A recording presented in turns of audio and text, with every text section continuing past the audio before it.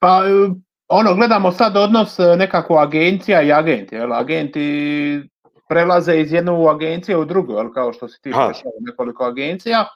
I sad, je li oni zapravo vide svoju nekakvu budućnost i kakva je nekakva njihova situacija, da li zapravo žele biti i dalje agenti ili će se prebaciti negdje drugo. Evo, tvoji neki osobni, neki prijatelji koji se skupija u ovu nekako, pretpostavljam da nešto komunicirate i na nekakvoj možda osobnijoj razini, a ne samo na poslovnoj. Kakva su nekakva njihova razmišljanja?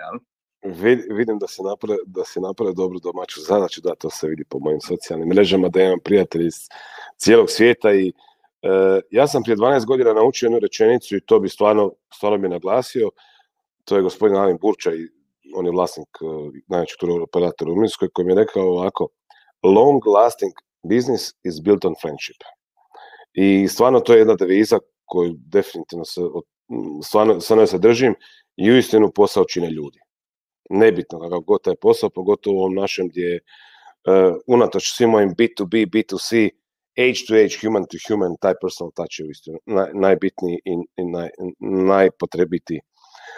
Ovako, isto kao i u Hrvatskoj, kao što sam rekao malo prije, jako puno operativno ljudi je jednostavno potražilo svoju sreću u nekim drugim industrijama, u nekim drugim stvarima, a s druge strane, ovi agenti o kojima sad pričamo, pogotovo oni koji su usko specijalizirani, što za destinaciju, što za proizvod.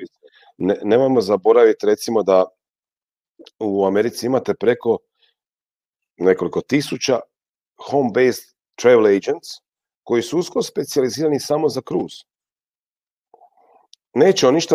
Neće on otići, ne znam, bubniću sad, parafrazirat ću, kopat krompire. On će i dalje čekati da taj cruise proradi, jer od njega je ipak dobro živio. A vezano za drugi dio pitanja, nije bilo nekih prelazaka iz agencije u agenciju, jer jednostavno niti strana agencija kao ni mi nisu imale neke potrebe za radnom snagom, dapače.